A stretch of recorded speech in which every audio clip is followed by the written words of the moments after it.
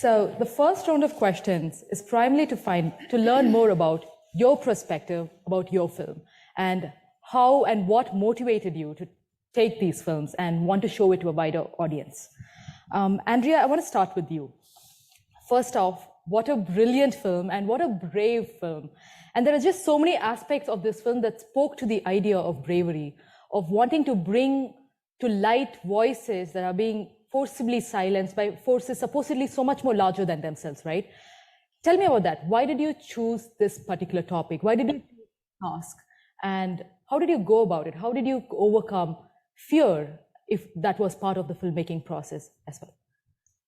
So the way I picked my topic was I Googled water, environment, Black Sea, and women, and up popped an essay about Sasak estuary in Ukraine. And I'm Ukrainian American. I knew I was going over for the Fulbright, and I was like, wow, I want to learn, I want to go see that place. I was very captivated, and I was very moved about what happened to Sasak, and I just wanted to know more. And so I went for the Fulbright, and half of the year you have to teach. I was teaching American cinema there, and then they give you like half the year to go do your own research. And the whole time I was based in Mykolaiv, Ukraine, and at a university there, and I kept reaching out to these activists that I had read about that were based in Odessa. And it was tough going in the beginning. I mean, it's not easy to be a journalist anywhere in the world, and especially for environmental journalism. Those activists face a lot, again, anywhere in the world. And so they didn't know me from Adam. I was just like, oh, Ukrainian American. I kept reaching out to them, and finally they agreed to meet with me. And I'm not the activist. I was documenting them. I never felt personally at risk, but they kind of embraced me and started to trust me and took me on their, started to take me out to Sasak estuary, which is about 2.5 hours west of Odessa. And then trying to get people that lived in all the various villages around the estuary, that was quite hard because they were just so burnt out at talking to journalists. I didn't meet any of the same people, with the exception of a few that had been in that short article that I read about Sasak. But in a way that was good because it kind of forced me to meet other people and keep trying to get them to trust me and to tell me what it felt like to live there. And the older ones told me what it had been like before the dam was built, and the younger ones opened up too. So. And I think the final thing I'll just say is that what keeps you going, or what keeps you over, with any creative work, is you have to find a connection. You have to find something very moving in your footage, right? I came home with hundreds of hours of footage, but there was just this one interview, the interview with Nikolai, the guy that talked about that when he was a child, after the dam was built, they took him and his group to the dam and said, isn't this great? See what we gave you now, the mighty USSR, we built this gorgeous thing. It's going to be so much better than what you had, and what you had before was nonsense.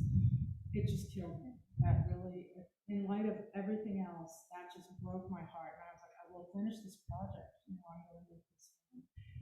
And also just one other thing is that when I got there and I told them that I wanted to make a film about Sasak, everybody kept trying to convince me to go cover the war in Donbass. They're like, what, really? Like, why do you want to talk about this? But I was like, no, I think it's important. I think environmental stories are important. Thank you so much for that. And so many of us here are inspired by you and others like you who are fighting as we speak for something that they believe and they know is right. Thank you. And Sarah, so your film focuses about environmental justice and environmental justice communities, and that is increasingly becoming an important topic within the environmental circle. And thanks to films like you and mediums like you for bringing that aspect into the forefront. Your film, especially to me, made me want to think about what I see in the neighborhood and what I do not see in the neighborhood, what I do not see in the neighborhoods I inhabit, what I do not see in the neighborhoods I pass through. And I probably do not have access to at all. How did you find this story in Mobile and Montgomery? And why did you decide to focus on this and bring it to life? Yeah, so it was kind of a journey.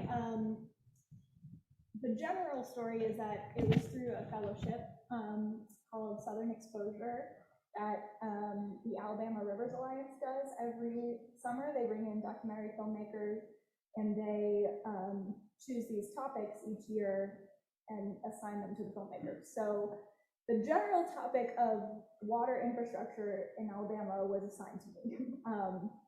But then within that, that's obviously a very overwhelming topic. So it started with meeting with Cade, who is, I would say, most prominently featured in the film. He's the Mobile Baykeeper. And the first day I was with him, he brought me to Pritchard and he was like, look at the sewage spills, basically. And so from pretty much immediately, it became clear to me that it was an environmental justice story that I'd like to focus on because that's what, I mean, you can talk about water infrastructure in any community, but it became very clear to me quickly that there are communities being impacted much more severely than others. And so it happened to be Pritchard within Mobile.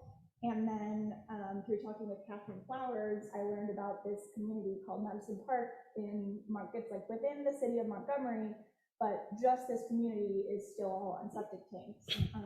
And they have to, fund it themselves. So if there's an issue and they don't have money, that's their problem. And yeah, so I spent 6 weeks in Alabama just learning everything about wastewater, and ultimately some of it made it into the film. But And how was it like filming during the pandemic?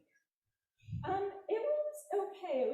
I shot it this past summer, so it was like during that first phase where we all kind of thought it was over before it started to spike again. So it wasn't too bad. And Julian, your film, more than anything, was just beautiful. The pictures, the music, the children, the people, everything was just beautiful. So could you tell me why you decided to focus on the villages in Indonesia to bring out plastic pollution, this particular issue in this particular part of the world? Yeah, so I initially went to Bali when I was a freshman in college, and I wanted to travel with a purpose. And even though it was just supposed to be a vacation, I ended up cold emailing an organization that was helping villages like Dharmawans. And then I ended up meeting the people through there, and I was like, wow, this is a really interesting story. But then went back to the US, continued my studies, and sort of forgot about it. And then there was a time in my senior year of school where I was studying international studies and cultures and communities, and I was having a disconnect with what I was studying and what I wanted to do, because I thought that policy was really important to make environmental change, but I also thought that a lot of information is not accessible to a lot of people, and I started realizing films was a good way to bring messages about. And so I had this idea, like, let me just try shooting a documentary, and I had this story that I remembered from years ago, so I just reconnected with them, and I went to Bali, and I filmed Dharmawan, who was a friend from the past. Yeah.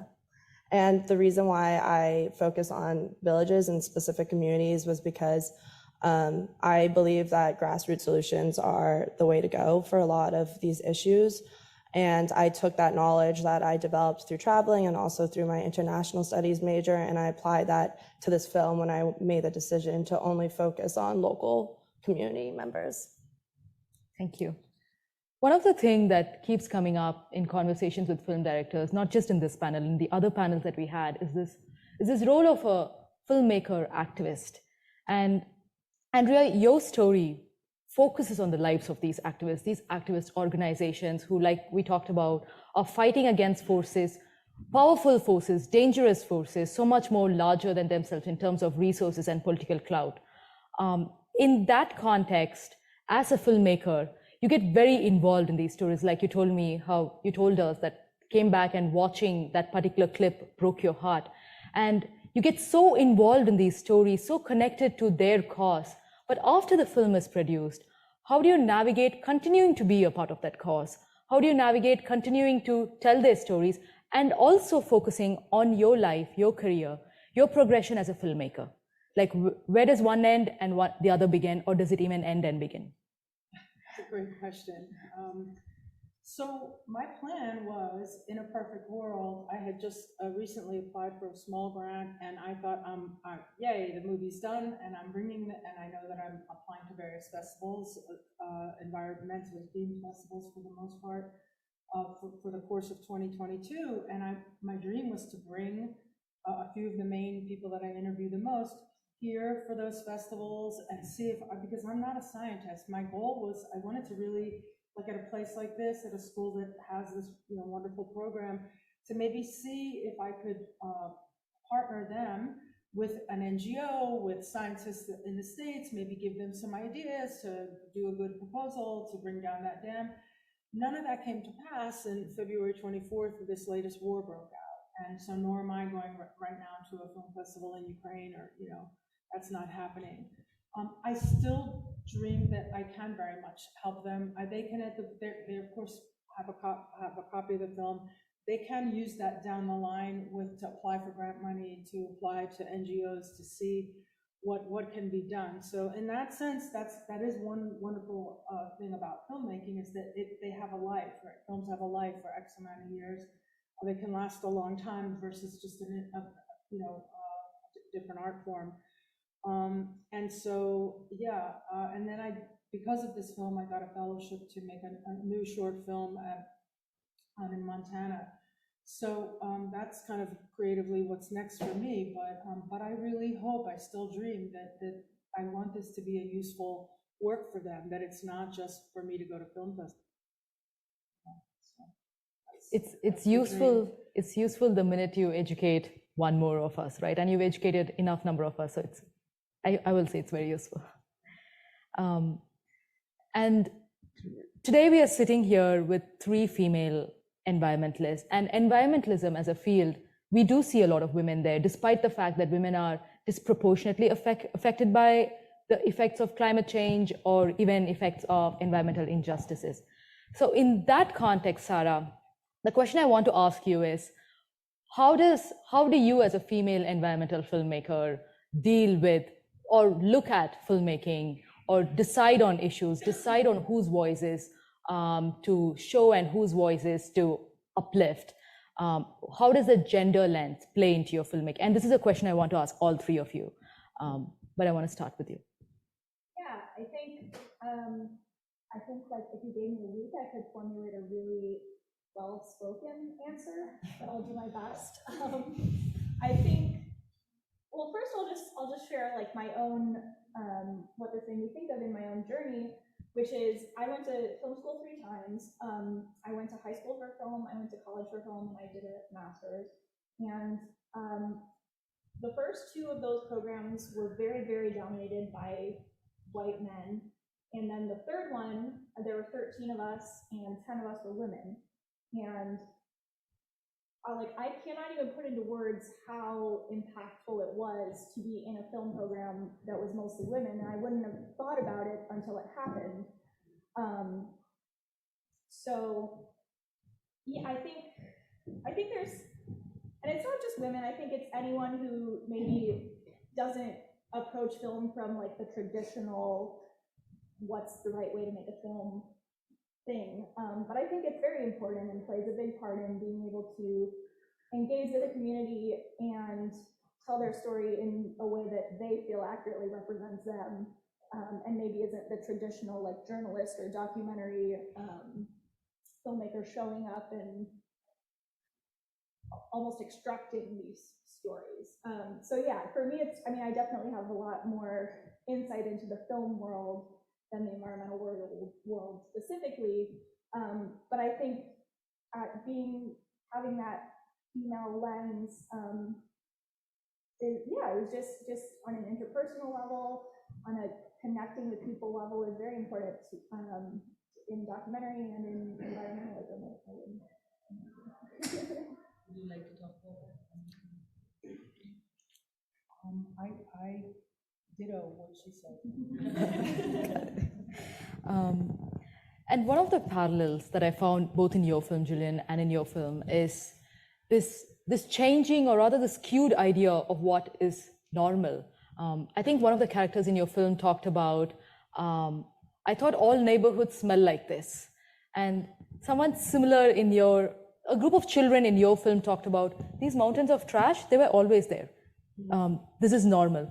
So this idea of what normal is to new generations is sad and it's disheartening, which then brings me to the point that I want to make, that environmentalism, especially when you're messaging environmental issues, there's a lot of negative information coming towards you.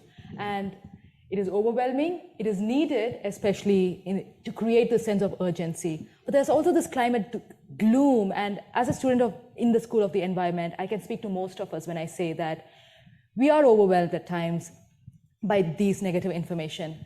But your film, Finding Palamon, was very positive in its tone. It talked about uplifting stories. Can you tell me about the use of positive lens in bringing out environmental issues, talking about these issues? Well, I think hope is directly related to positivity, and I think that change doesn't happen unless you have hope. And so for me, I feel like the emphasis on positivity with all the negative information is going to be what carries people through from their beliefs to actually putting something into action. And another thing I noticed is towards the end, almost all the films started having upbeat music, which was uplifting in itself, right? Thank you for that. Yeah. So one thing that I really like in panel discussions is trying to see what a conversation among the three of you would look like. Like, imagine we are the flies at the wall, and I want to listen in on a conversation, your opinions on what you thought the other films were like. Do you have questions for others? Andrea, would you like to start? Sure. I want to just kind of echo a little bit about what Jillian just said about trying, to end on a positive note if you can, because people need to be hopeful that, about that environmental change is possible, that it's not all doom and gloom and impossible to achieve, that grassroots works. I'm in touch with the people in my movie now, and I cannot believe it, but they keep posting like positive things from those estuaries, from the National Nature Park estuaries.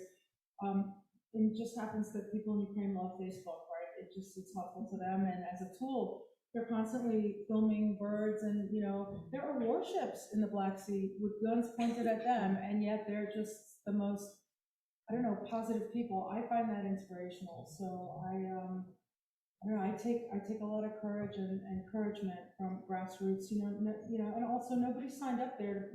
A few of them are actually trained ecologists. The rest of them were like, just kind of went along for the adventure. It's just like me. I guess you could say artivist, if you will. I don't have a background in science, and I don't even have a background in documentary. I went to school for fiction filmmaking, right? It's a fine arts degree. But I think if there's something you feel passionate about, the digital revolution, your iPhone is an awesome camera. Get your story out. It's so doable. So. And do you have questions for the other panelists?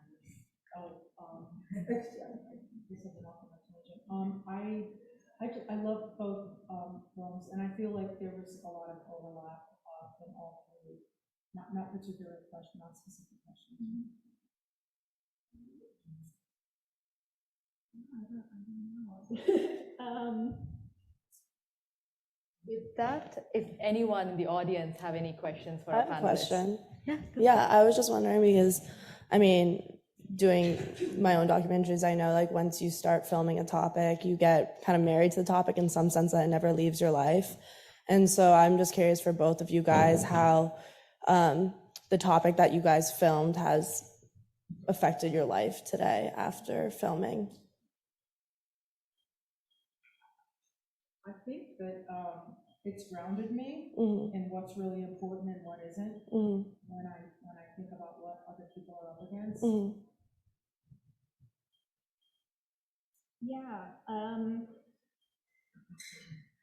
yeah, I don't know, I feel like I feel like in general, the more as I also initially studied narrative filmmaking and then have kind of veered into documentary and now veered into environmental documentary. And now I'm just like, I'm just like pretending to be an environmental scientist, basically. Like, so it's just affected me a lot in terms of knowing what's going on, and really changing the course of my career and what I'm trying to do with my life, I guess. Yeah. Same question for you. I think it changes, like, more general, not based off the topic. I think it kind of changes the way that I like listen to people, because now I feel after talking to people in the purpose of finding information and hearing their stories, I think those like interviewing traits I apply to my everyday life, because you start realizing if you actually just like listen to people, you hear like an amazing story almost every single day. And I think a lot of that sometimes is looked over in like everyday living. And so I think that was an important quality that I take with me. Thanks for sharing. Yeah. Does anyone in the audience have any questions for our panelists today? Yes. I'd like to ask the question to whoever wants to take it. And it's a two-part question. What was your greatest challenge in your project, and what was your greatest reward?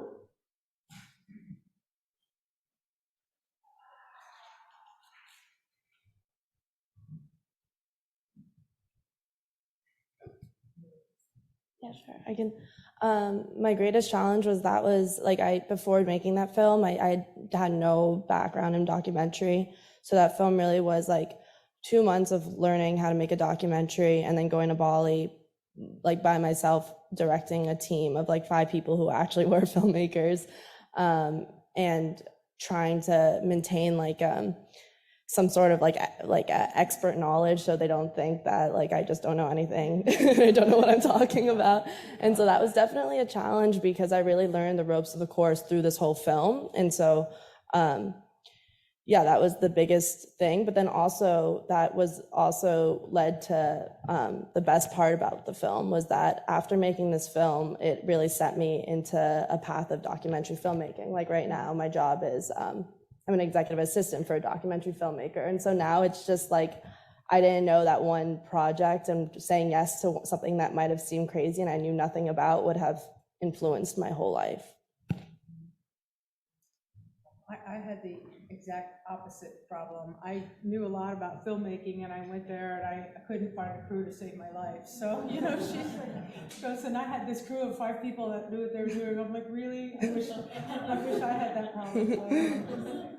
So no, it's because they're all in Kyiv, you know, that's a real filmmaking hub. That's where the big pros are. And I was way down south in this like little town, and then I get this cameraman that's, you know, really talented, but he keeps trying to convince me to go cover the war in Donbass. It was just, but anyway, so I had some crew stress, but outside of that, I'm very happy that I finished it. So I would say just finishing was my reward.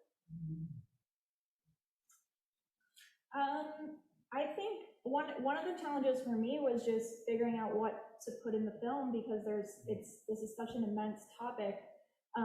For example, Catherine Flowers, who spoke on her like deck there, she's a very prominent environmental activist, and she primarily works in Lowndes County, Alabama.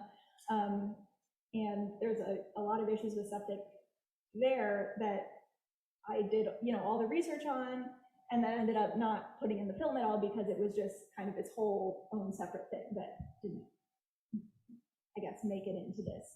So that's the challenge, I think, is with these topics, figuring out a way to tell the story that's impactful, and knowing you have to leave some things out, I guess. And I would say, for me, the greatest reward is that the contributors from the film enjoyed it. They felt that it represented what they were trying to say well. So that's always my goal.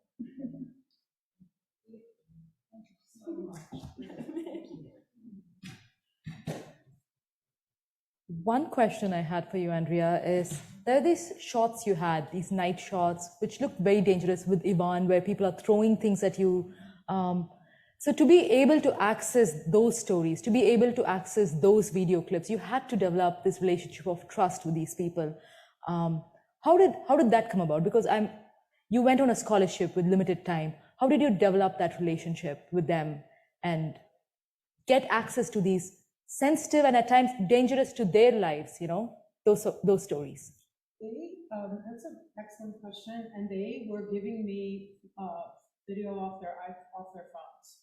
They were sending me stuff, and even after I came back to the States and I started editing, I ended up just being my own editor for needing, because I just needed to. They kept sending me stuff, and so then they cared enough about the project and about me to want to help me, so they sent me additional information. Was that an important thing during filmmaking for you as well, Samara, to develop that relationship with them? And how did you do that? Yeah, definitely. I think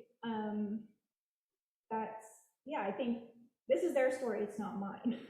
So I think it's number one, most important is to involve the people whose story you're telling and make sure that they trust you and trust what you're, because ultimately they're confiding in me, and then I'm taking what they said and mixing it around and putting it out there. So I think it's very important to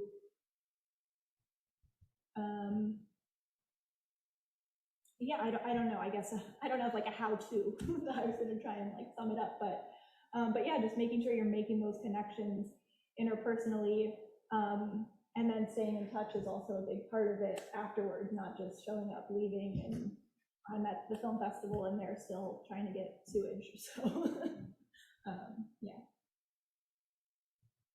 I think culturally, when you're in a different place trying to gain trust from people that don't speak your language, that might have never been to the United States, it's really important to be aware about how you present yourself, in the sense that, like, for example, in Bali, the way that I gained their trust is that before I even filmed, I stayed with them for like 2 weeks and just lived with them. And I was really mindful about how I dressed and how I spoke, because I didn't speak any Balinese, but I carried around like a little dictionary. So I would try my best to connect with them language-wise.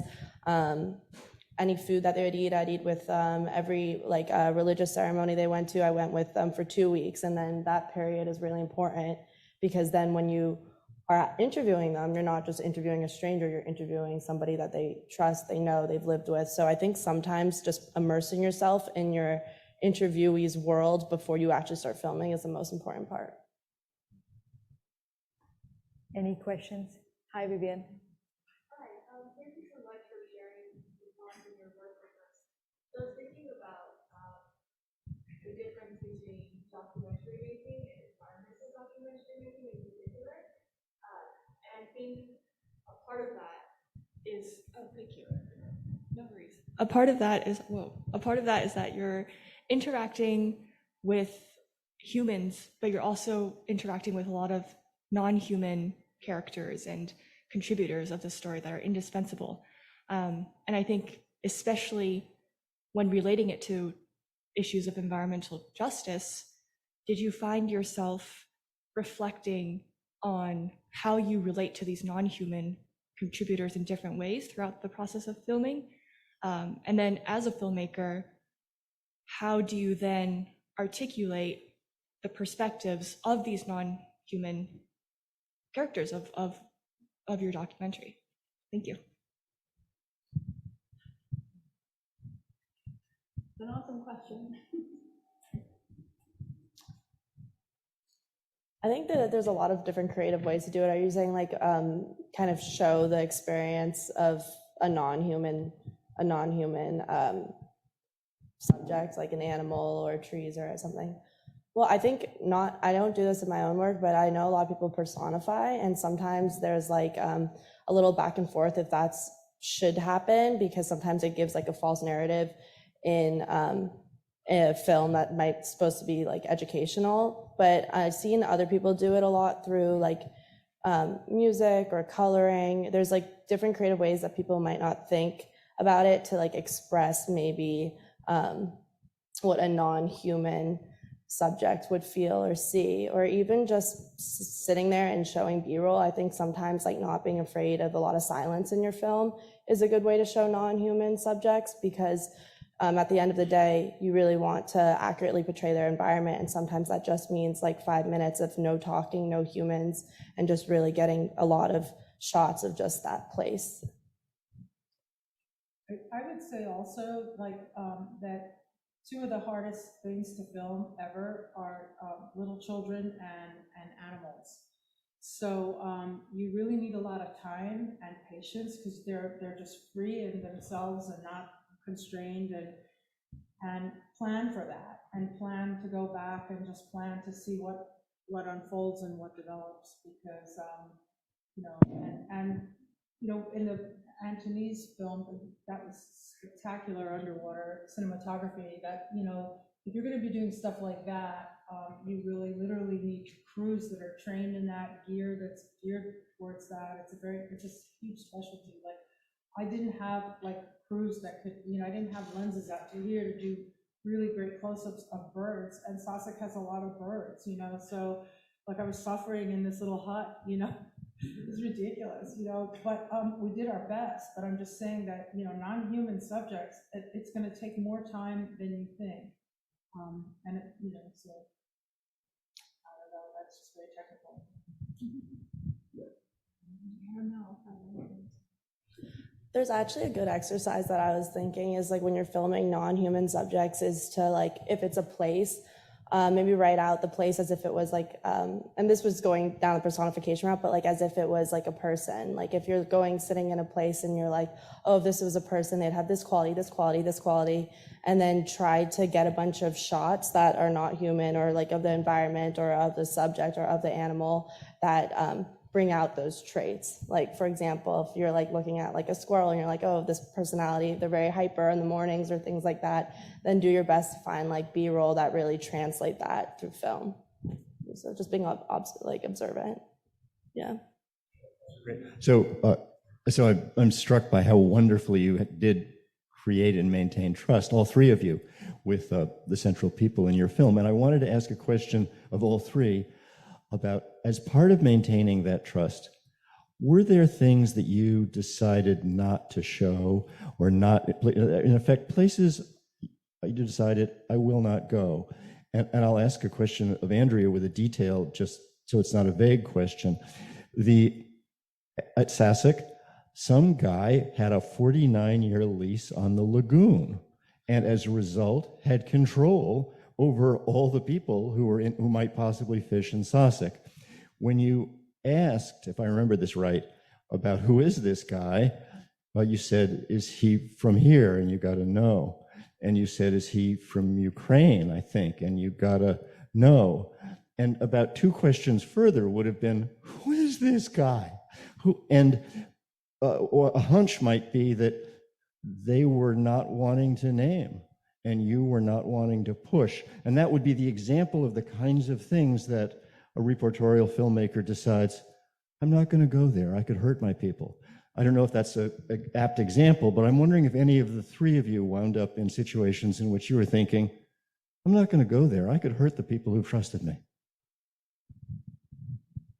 That's a great question, and I did decide not to go there because nobody would tell me this mysterious name, and nobody, you know, they just wouldn't know, you know, and I think a lot of the local people literally don't know. And I was, you know, hearing crazy stories like up until like last year that, you know, that now some well-connected oligarch wanted to put a casino at Sasek. I was like, no, you know, like, let's just get this dam down. They don't need a casino there. So in the end, you know, I don't know, because I don't have like the formal training of like documentary filmmaking. Maybe I should have really pressed it, but it kind of in the end wasn't the point of my film.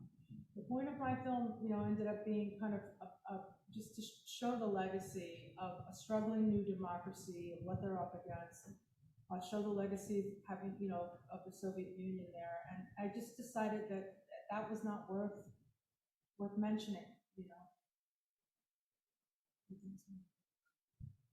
Yeah, I'll just say that there was a I mentioned Lowndes County and not including that in the film, and a large part of that was because there's a lot of like inter-community political issues there that I could have chosen to like really dive into, and I didn't because I get like again I had Catherine in the film. She had certain opinions.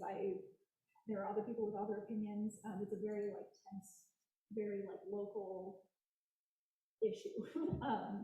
So yeah, I think there are those moments where you just decide that's like, what's the point in me diving into this, and leaving these people who have trusted me doubting me.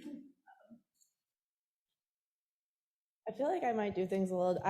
Personally, in interviews, I like kind of breaking boundaries and kind of pushing people for information, not in an aggressive way, just if they're willing to share, or if I see a space to ask a question and think that they're going to follow up on it, feeling comfortable, I let them speak. But that's not me disrespecting the boundaries. What would be disrespecting their boundaries would be if they maybe shared some very personal information that obviously probably is questionable to put into the film, and then putting it into the film without their consent. So I think as a filmmaker, I always try to get as much information as I can in interviews, and then I always show the cuts before I just put out the film or put out information, because I think like the act is not them sharing with you. They know they're sharing with you, and there's a camera. The act is like presenting it in a way that might make them look bad or might ruin something about them. But also what's really cool is sometimes if you hear the information and you do push in the interview, you can find other ways that they feel comfortable showing it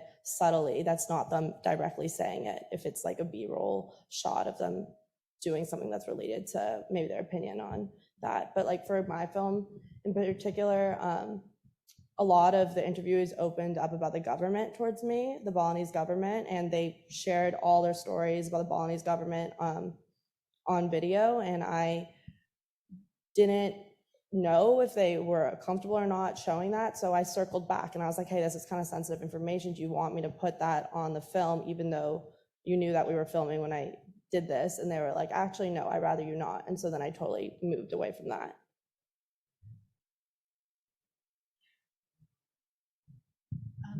Sarah, I think you spoke about this a little, but I'm wondering about this for everyone, is how much have you been able to get feedback from the subjects of your films?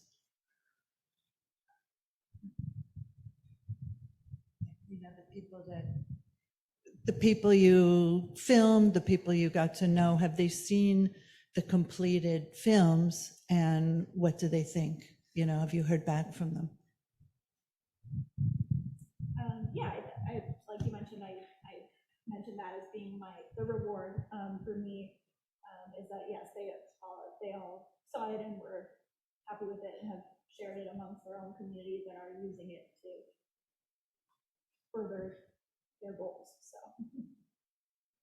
in my case, I literally just finished, and so I started sending them through Facebook like information about the festivals that were hitting, and they're thrilled. But like I said, that my goal was to bring them here in May for a screening at a museum in New York City. None of that is happening now, so I'm going to Poland in the summer, and I'm hoping to be able to bring them across the border to show it at a festival there. I'd rather not kind of show it to them like through the internet. Like I'd rather it be an event like this with discussions. It's a little hard for me because they're all in Bali, so I just messaged it to them like throughout before I even got to the final cut, and they're just very like, beautiful, nice job, looks great. So they're like my cheerleaders. So a question, common theme for me among the films was basic humanity and dignity of people. And I wonder if you have the intention of showing that and really bringing that out, or does that come out organically? Because for me, all of the films were so much more affecting because of my feel for the people. And again, I wonder is that intentional or is that more organic as a result of the process?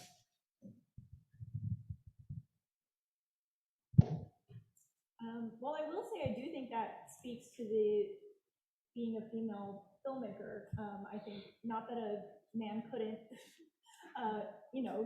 reach that with a film, but I think it comes more naturally to women. So yeah, I would say for me, it's crucial to is connecting on that human level, and ultimately this is an issue because it's affecting these humans. Or animals or environments, but yeah, it's getting down to that base level.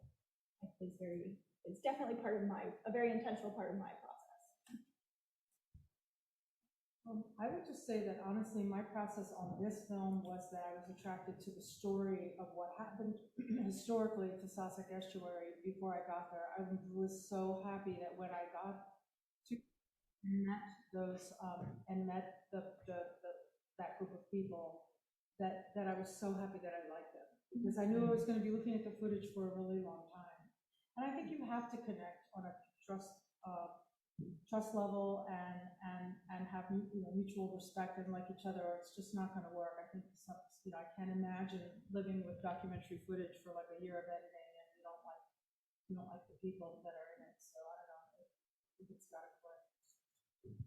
I think showing the people, at least for me, was like the whole point, to feel up, because at the end of the day, what's so cool about documentaries and film is that you can form this relationship with a person that you might not ever meet ever in your whole life.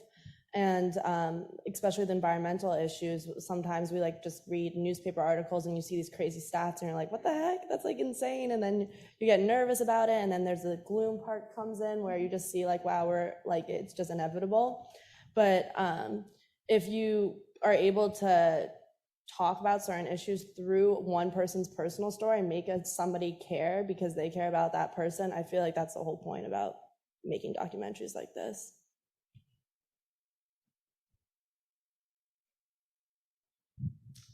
Excellent movie, everyone. I think EFFY had done a great job of getting all of you together on this final finale, I would say. Question to all three of you, because as I was watching all three movies, I actually was wondering what's next. And maybe the first one is for you, Jillian, is that what actually happened to the plastic that was being collected in that island nation? Where was it going? So I was just curious about that. And I was wondering, are you going to go back to take a part 2?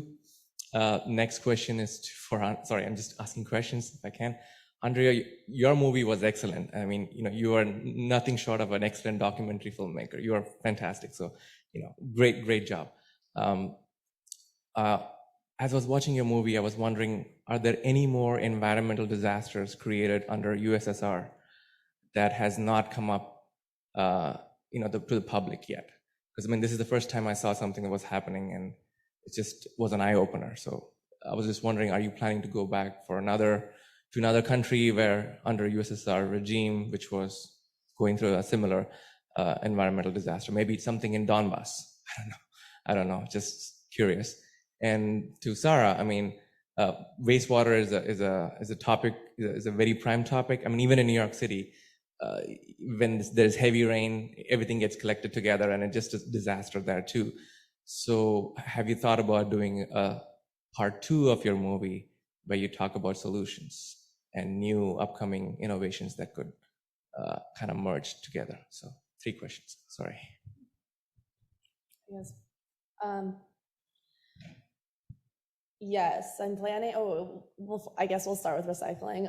So what they do is Tonkus, they have the recycling system. They separate organics and recycling. And what they do is they create the organics into compostable material, and then with the recycling material, they send it to a recycling center in Java, Indonesia, and that's like kind of the technical what happens after it goes through that recycling center. And in terms of like making another film, I am more focused right now on raising money to support other villages that are making similar solutions. And so like at the end of the film, you see like findingpolymalhan.com, and that's like a website where you can donate money, and the money from there goes directly to other villages that need outside funding. What they do with the outside funding is that they use it to create a facility and create structure within their village, because as you might have seen in the film, like the government doesn't fund waste management systems, they have to themselves, and it's hard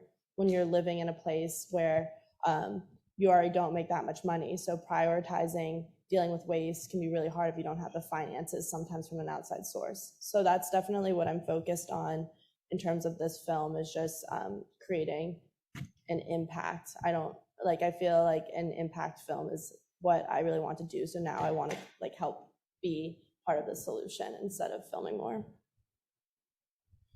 It's a great question, thanks. I know that I'll be going back to Ukraine. As far as I have a real interest in doing for my next film, like a hybrid film, not like a pure documentary, if you will. The field is just exploding with people mixing narrative with documentary, with animation, and sadly, because of this new invasion into Ukraine, there's going to be like apocalyptic, landscapes and a lot of grief that's very heartbreaking. So I know that I want to probably, whatever that next film is going to be, I would like it to be uplifting. And so I'm going to have to, find a way to incorporate, make more of a hybrid project, whether it's going to be with that team of people or the next subject. But yeah, that's kind of where my head is at. Yeah, I don't currently have plans to go back and make part two. I think for me, I'm taking a little time to make some money, and then I'll be ready to make my next environmental documentary. And I open it to all of you. Please reach out if you have a story that you would like help telling in a documentary fashion, because I'm all ears right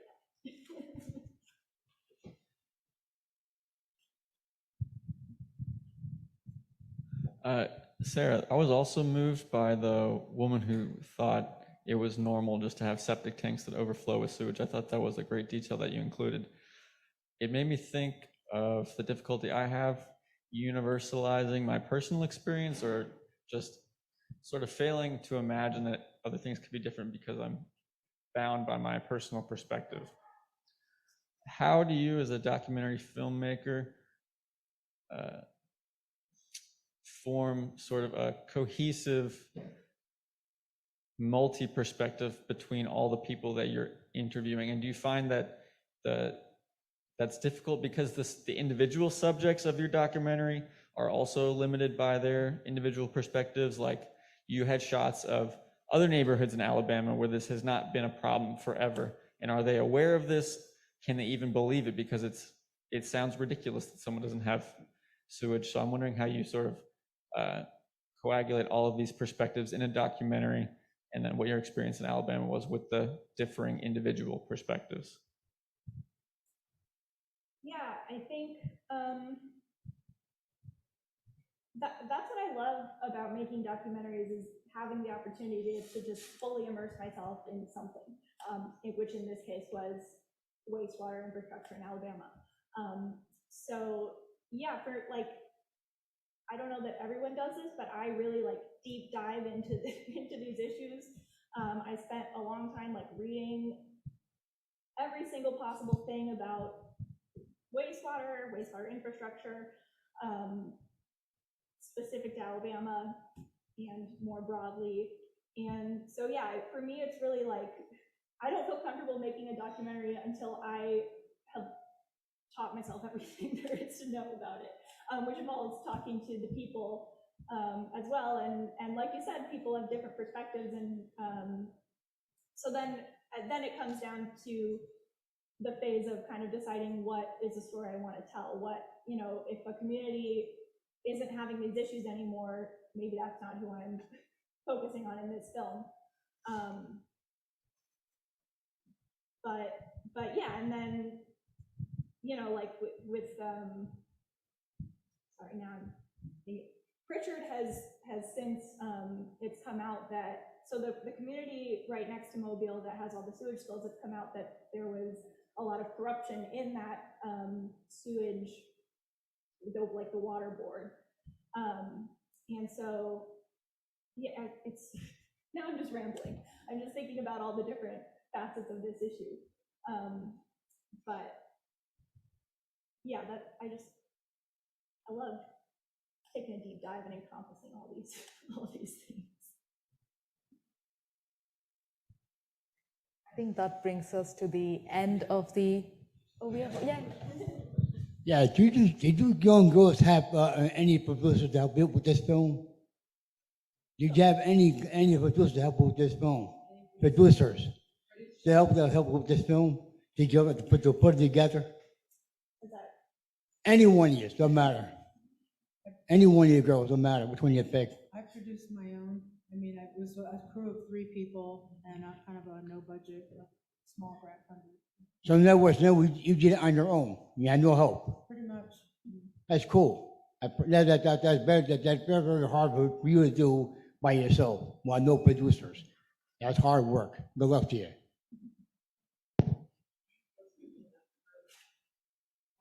On that very positive note, I think we're going to end the EFFY 2022. Thank you so much for joining us.